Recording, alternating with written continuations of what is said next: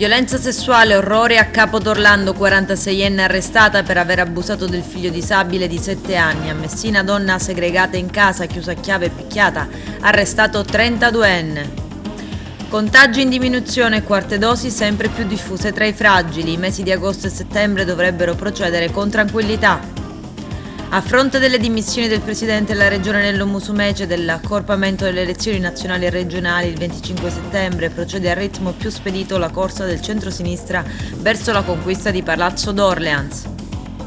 Seconda giornata delle eccellenze italiane in Europa. La Farm di Favara ospita gli appuntamenti tematici organizzati dal professore Giuseppe Arnone.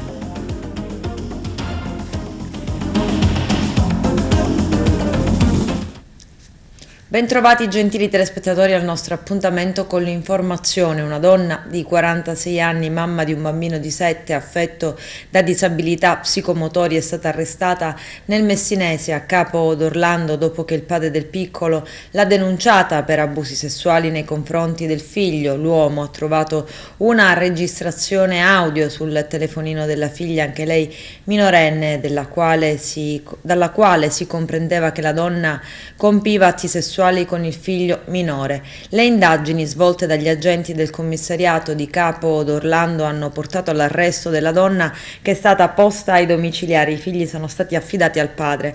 La scabrosa vicenda viene descritta così in un comunicato stampa autorizzato dalla Procura della Repubblica di Patti. L'indagine scaturisce dalla denuncia presentata dal padre della minore a seguito del rinvenimento di una registrazione audio rilevata sul telefono cellulare in uso alla figlia minore. L'attività di indagine permetteva di accertare l'esistenza sull'apparecchio telefonico della figlia minore di una conversazione tra due voci, l'una femminile di adulta chiamata mamma e l'altra di bimbo, ove si comprendeva che la donna compiva atti sessuali con il figlio minore di anni 7 ed affetto da disabilità psicomotoria.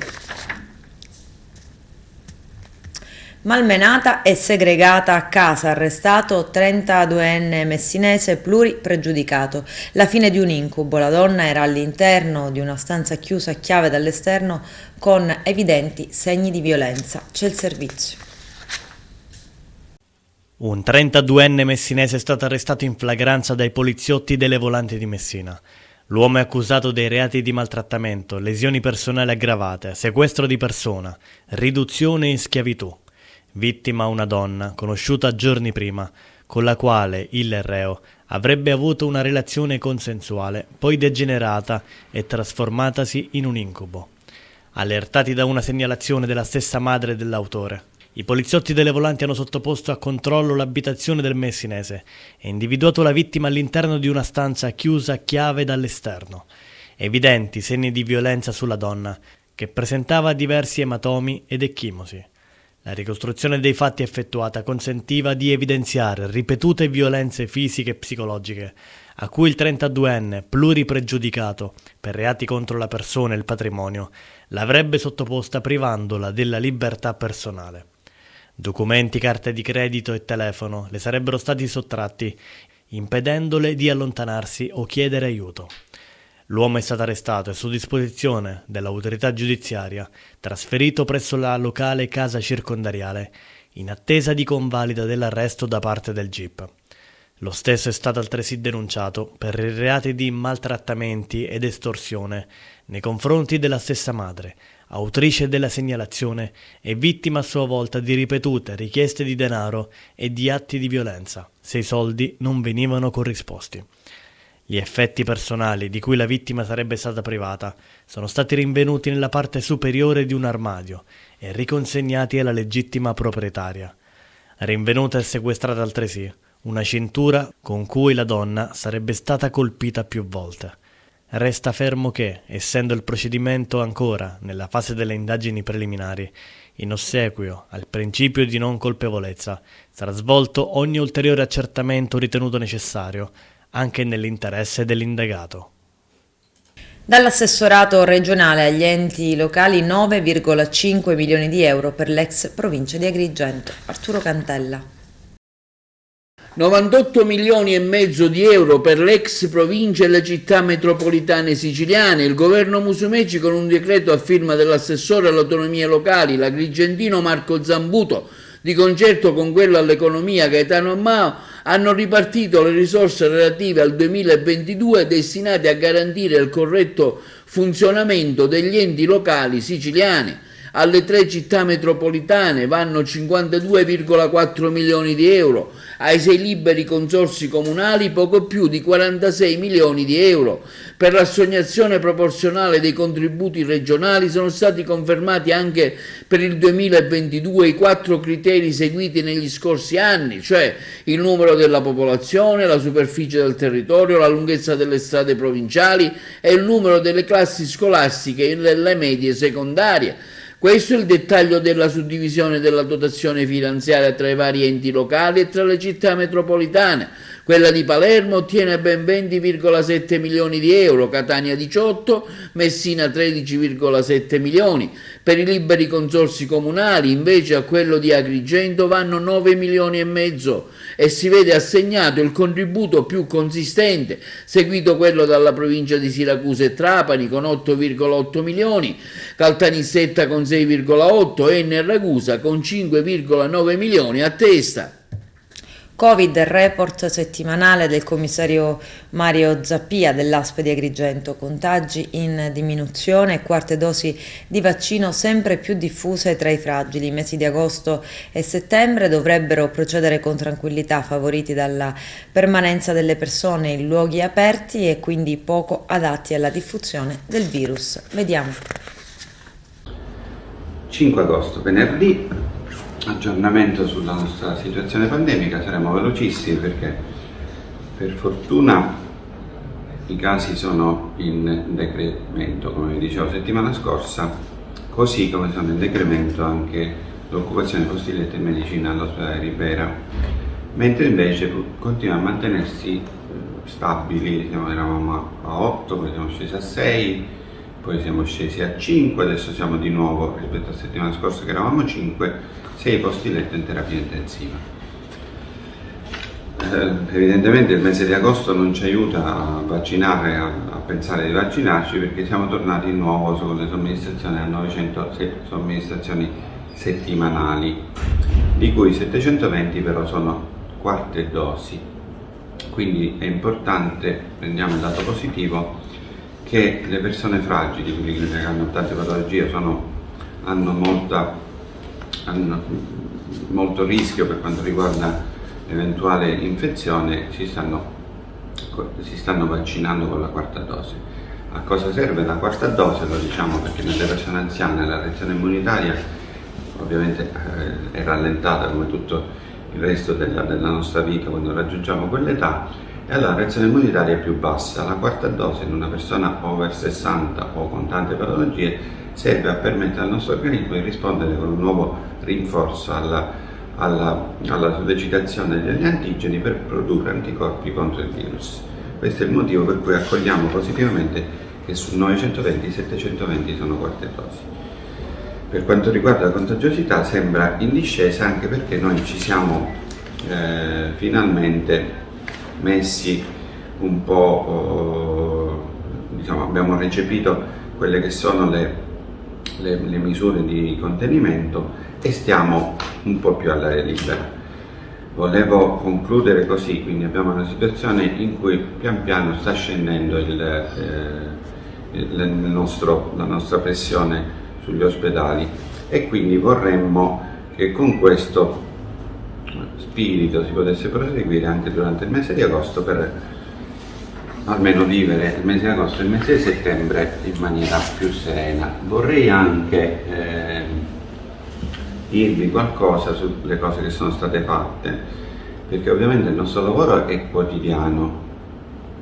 Ovviamente cose che non sono fatte, quelle da fare, sono molte di più, però mi sembrerebbe corretto. Abbiamo avuto questa una settimana un po' calda. Il concetto che voglio dire, io sono venuto qua per lavorare, non so come lo faccio bene o male, lo direte voi, però sono venuto a lavorare e abbiamo lavorato, non io da solo, perché ho lavorato con tutti i nostri direttori, e i risultati sono stati raggiunti, altri verranno raggiunti, mi auguro, sempre con lo stesso impegno e con la stessa serenità.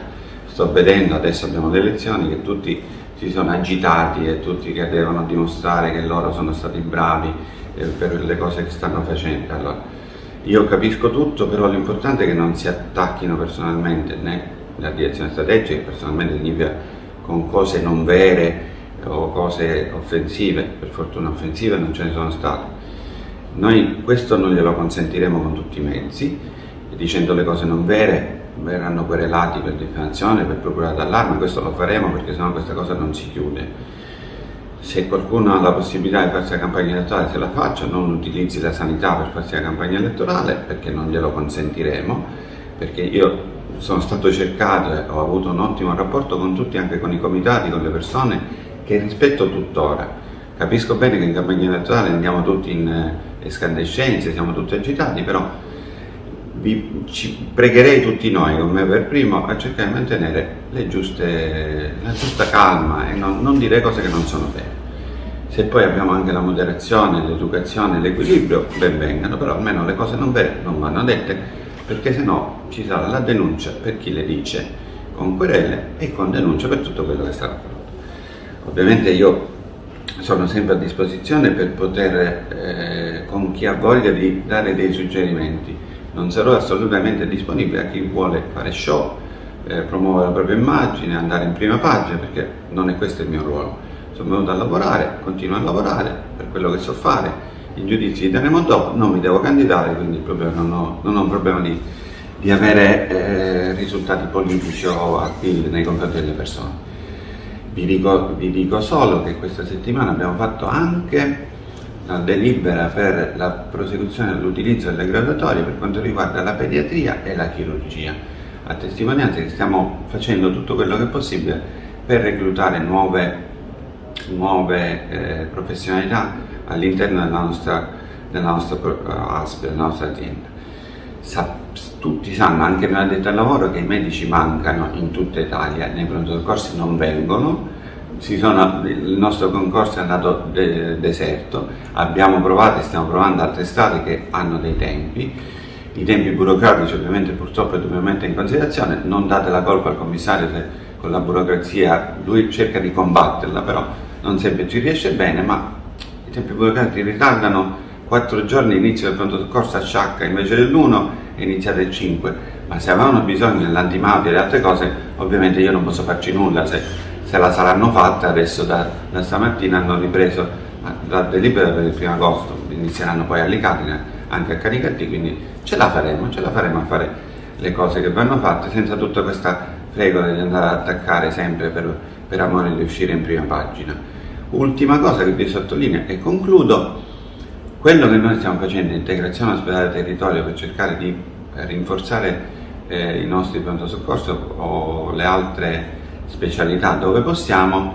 L'Emilia Romagna, che è una regione virtuosissima che riesce per fortuna a fare tante cose belle, ha pubblicato una delibera in cui c'è questa integrazione ospedale territorio, che è un po' quello che nel nostro piccolo stiamo facendo all'interno della nostra provincia, a testimonianza che le stiamo provando veramente tutte.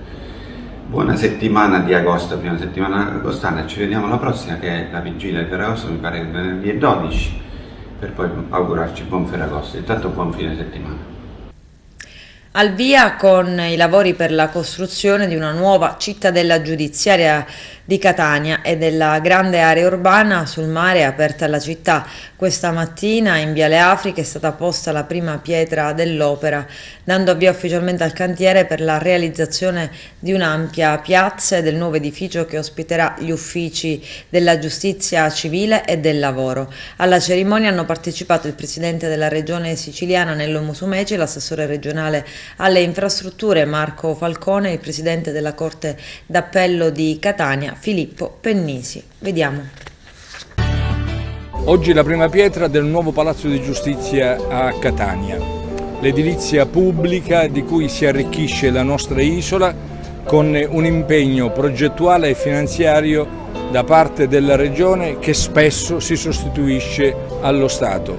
È una grande opera pubblica attesa da 20 anni, siamo contenti di essere arrivati a questa importante tappa mentre si lavora in ogni città dell'isola per creare nuovi spazi culturali, nuovi spazi pubblici, ridurre i costi dei fitti passivi e agevolare il movimento e le esigenze di ogni cittadino utente.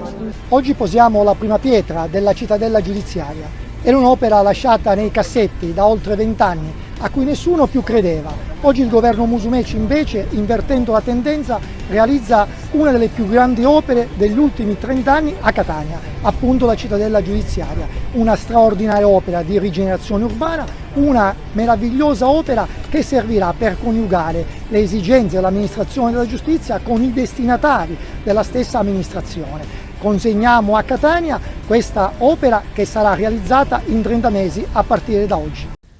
A fronte delle dimissioni del presidente della regione Nello Musumeci e dell'accorpamento delle elezioni nazionali e regionali, il 25 settembre procede a ritmo sempre più spedito la corsa del centrosinistra verso la conquista di Palazzo d'Orleans. Il nostro direttore Arturo Cantella. Un'intervista speciale a tutto campo è stata realizzata dalla nostra emittente con l'onorevole Calogero Mannino, già diverse volte ministro della Repubblica Italiana. Con l'onorevole Mannino abbiamo fatto un'analisi del periodo preelettorale che stiamo vivendo, un agosto insomma molto caldo, dove i partiti sono in fermento per la preparazione delle liste per le nazionali. A questo si accoppia anche l'impegno per il rinnovo della regione siciliana, del suo Parlamento e del suo governatore, insomma un'attenta analisi con l'onorevole Mannino sia sulle vicende già accadute, sulla politica energetica, sul lavoro di Draghi, sulle probabili e future alleanze dei due schieramenti, il centrodestra e il centrosinistra. Agosto molto caldo, complicato non soltanto dal fattore meteorologico, che quest'anno è particolarmente severo, ma complicato dalla insensatezza, oserei dire, della politica, che non ha trovato la forza e il coraggio per portare la legislatura al compimento naturale, cioè alla prossima primavera. Ha determinato uno scioglimento anticipato delle Camere, si dovranno fare quindi le elezioni politiche, sono fissate per il 25 settembre. Pare che anche la Regione, che sarebbe andata in scadenza qualche mese dopo, stia per anticipare perché il Presidente della Regione ha dato le sue dimissioni. Qualche osservazione su questo scioglimento anticipato? E l'ho già fatta intendere la mia valutazione. Tutto consigliava che il governo Draghi andasse avanti, affrontasse le scadenze del prossimo settembre-ottobre. Draghi, parlando alle Camere, ha ripetuto in questi giorni alcune valutazioni molto positive dell'andamento dell'economia italiana. In effetti sembra un miracolo che in questo anno così difficile, tormentato, afflitto, prima dal Covid e poi dalla guerra in Ucraina, l'Italia stia facendo un incremento del PIL, del prodotto lordo, addirittura maggiore della Germania e degli Stati Uniti.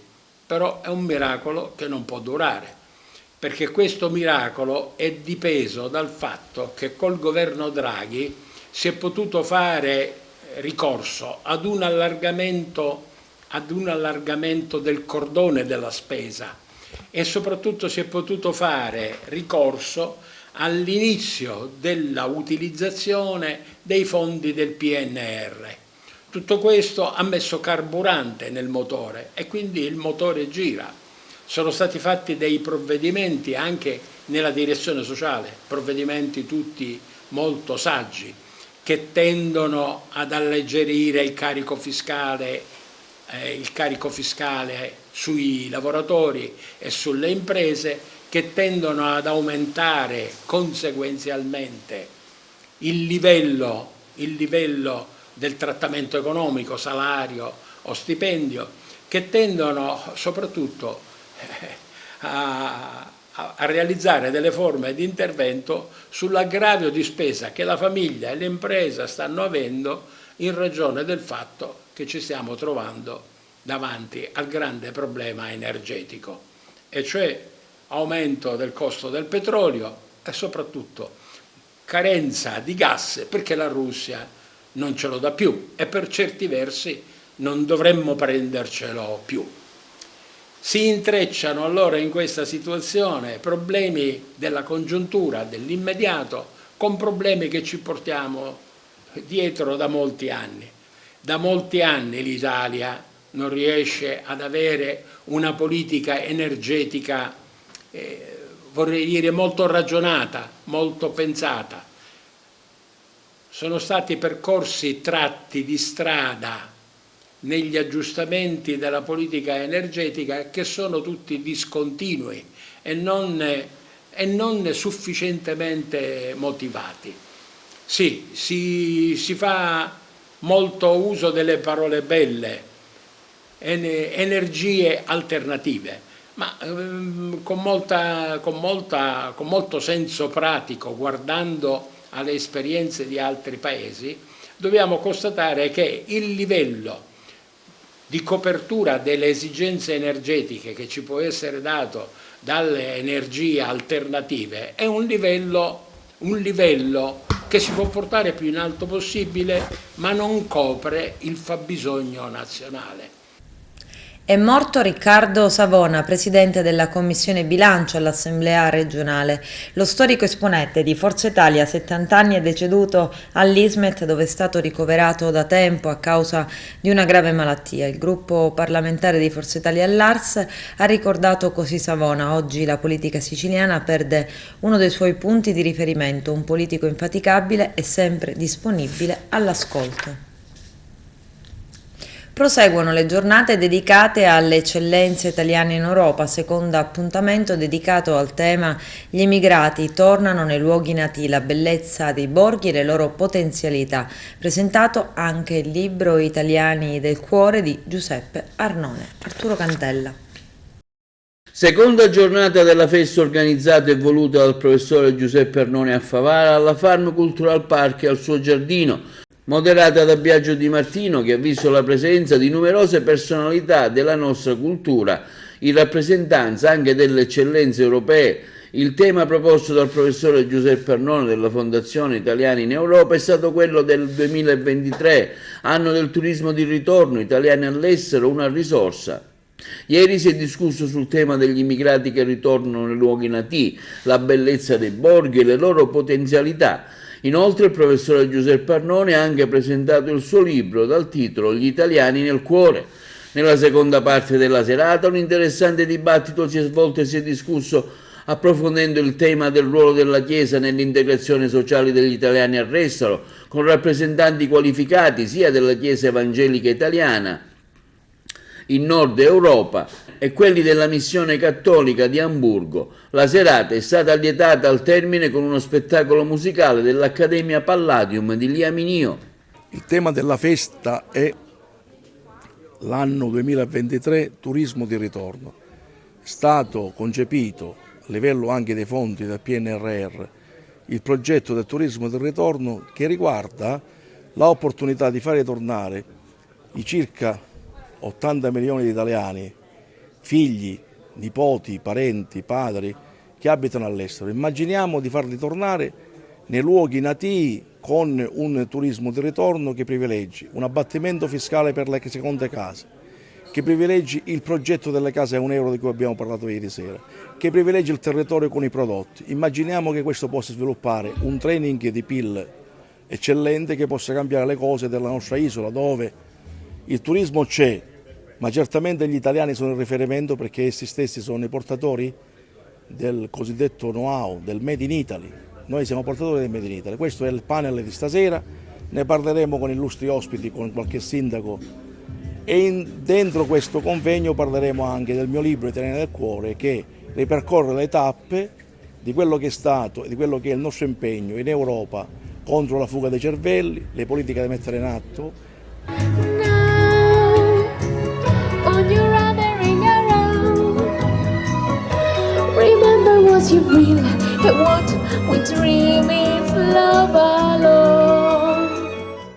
La Movida e le sue nuove regole. Anche Messina si dota di una nuova ordinanza sulle serate danzanti. Vediamo. Ci stiamo muovendo con una ordinanza che è il frutto anche di un tavolo ragionato e compendiando gli interessi della cittadinanza alla guida, al riposo, ovviamente tutela della salute pubblica, perché la via Consolare Pompea è una strada ad altissima incidentalità, ha una media di 100 incidenti all'anno, media che anche per il 2022 si conferma, quindi c'è da compegnare queste esigenze con quelle dell'imprenditoria che vuole fare lo spettacolo e il divertimento. Però lo spettacolo e il divertimento hanno delle regole, ci stiamo limitando a ribadire quelle che sono la disciplina nazionale, cioè i locali che hanno licenza di pubblico spettacolo possono fare appunto pubblico spettacolo fino alle 3 di notte, i locali che non hanno la licenza di pubblico spettacolo possono fare intrattenimento non danzante fino all'1 di notte. Tutto qui. La musica da sottofondo è sempre consentita, non ci sono limitazioni, che si voglia fare di pomeriggio o di sera non incontreranno mai da parte nostra una contestazione. C'è un intervento del consigliere Carbone che proprio fa riferimento alla musica. Ecco, appunto, probabilmente commentare un provvedimento prima ancora che il provvedimento venga emesso induce poi a esporsi su argomenti che non sono ancora stati chiariti, quindi la voglio pensare così, e quindi al consigliere Carbone, anche avvocato, dico che appunto la musica di sottofondo è sempre consentita nel pomeriggio come nella sera, l'intrattenimento, quindi l'evento organizzato specificatamente in quel lido o in quel locale inizierà alle 21, ma come è sempre stato, non ci sono da questo punto di vista diversità, e anche da un senso pratico e per un motivo economico un locale la serata la inizia non prima delle 21. Come Polizia Municipale state immaginando un potenziamento dei controlli, sappiamo anche le difficoltà del corpo, ma c'è la necessità di avere maggiori controlli per strada?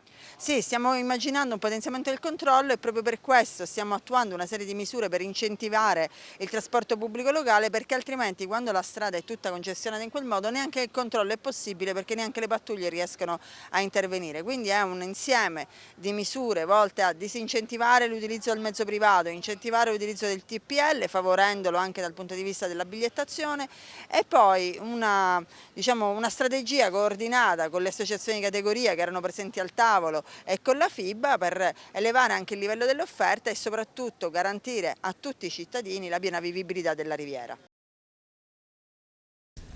Il dirigente scolastico del liceo Giudici Saette Livatino di Ravanusa e professore di sociologia dell'Università di Messina, Michele Di Pasquali e Francesco Pira, presentano i loro due ultimi lavori, Lascaro e Piraterie 2 La Vendetta, al porticciolo turistico Marina Cala del Sole di Licata. Vediamo. Presentato presso il porto turistico di Licata l'incontro culturale sull'identità con il dirigente scolastico Michele Di Pasquali, il sociologo docente dell'Università di Messina Francesco Pira, il filosofo Luciano Carruba, sono stati presentati gli ultimi due libri di Di Pasquali, Lascaro e quello di Pira, Piraterie 2, entrambi editi da Medinova. L'evento, organizzato dalla cooperativa sociale Archimede, presieduta da Michele Della Vecchia, è stato moderato dal professore Luca Scolzari. I lavori sono stati aperti da Antonio Liotta, editore di Medinova, presenti gli assessori del comune di Licata, Violetta Callea alla cultura, Toni Cosentino al turismo e allo spettacolo. Parlare di identità facendolo da due aspetti, quello del rafforzamento dell'identità siciliana con il libro di Michele Di Pasquali, di cui ho scritto e firmo la prefazione, e il mio libro Piraterie 2 La Vendetta, che è una seconda puntata di un viaggio attraverso il nostro rapporto con le nuove tecnologie. Oggi, quando parliamo di identità, come diceva giustamente il sociologo Bauman, è come se noi comprassimo un puzzle. In questo puzzle troviamo davanti la fotografia e dobbiamo costruire esattamente quel puzzle mettendo i pezzi insieme. Ma ci sono delle variabili intervenenti come la globalizzazione, la migrazione, l'avvento delle nuove tecnologie, addirittura l'approdo dell'era del metaverso, che ci portano invece a cambiare completamente opinione su quella che è la nostra identità, su un'identità che a volte è coesa, su un'identità che a volte è talmente complessa che nemmeno noi riusciamo a descriverla, e questo è un buon motivo per approfondire. Il romanzo storico Lascaro per parlare di identità siciliana, questa illustre sconosciuta. Utilizzo apposta un ossimoro perché è una vera e propria contraddizione.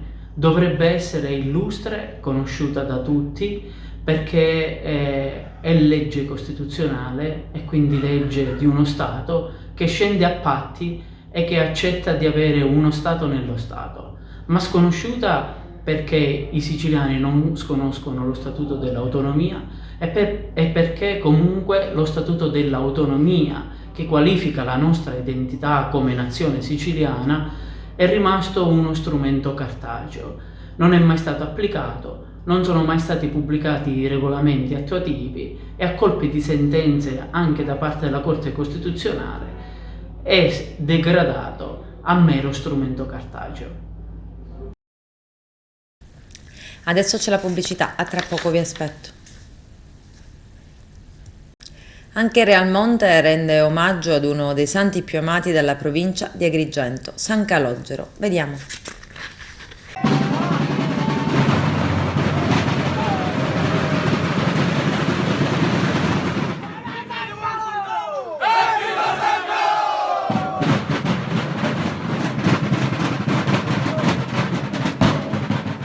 È iniziata giovedì scorso la festa di San Calogero a Realmonte, una festa molto sentita, il Santo Nero è molto venerato dai realmontini.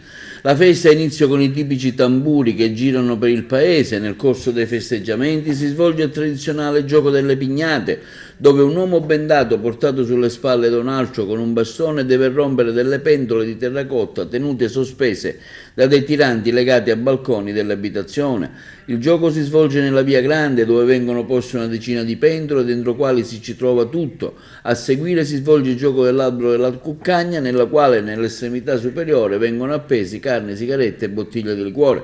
Il momento più importante della festività realmontina è la domenica, durante la quale il santo viene portato a spalla dai confratelli. Durante la processione è consuetudine lanciare dai balconi del pane, momento del passaggio del santo. Questa tradizione si rifà all'antica leggenda nella quale si diceva che la gente buttava dai balconi il pane per non avvicinarsi a San Calogero, seguito dai lebbrosi. È consuetudine realizzare il pane di varie forme o con la forma del santo in segno di devozione.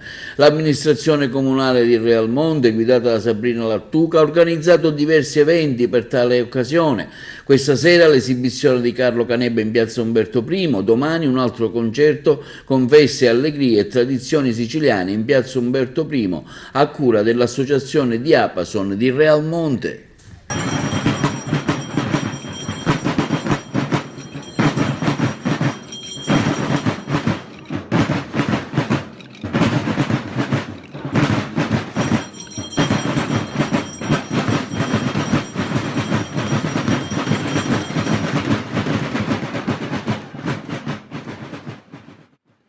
Successo per il secondo titolo d'opera nella stagione 2022 del Luglio Musicale Trapanese, in scena La Traviata, Arturo Cantella.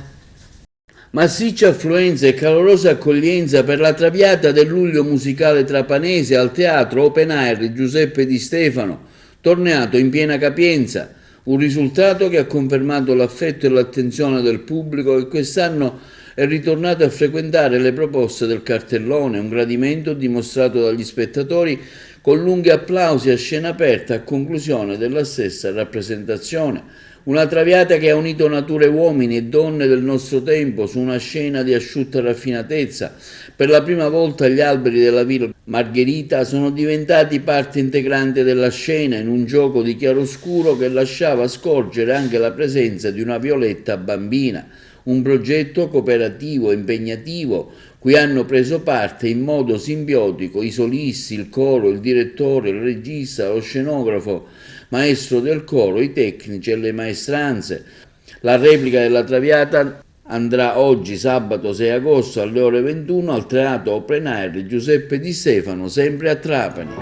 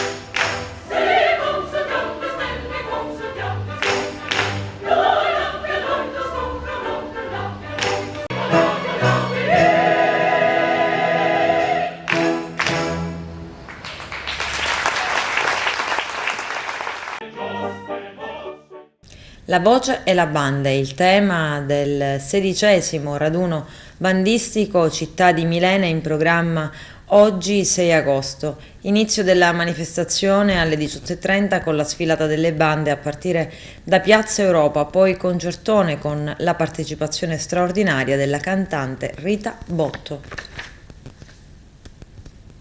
Con questo è tutto, termina qui l'edizione del telegiornale. Grazie per la gentile attenzione, per essere stati con noi e buon weekend, a presto.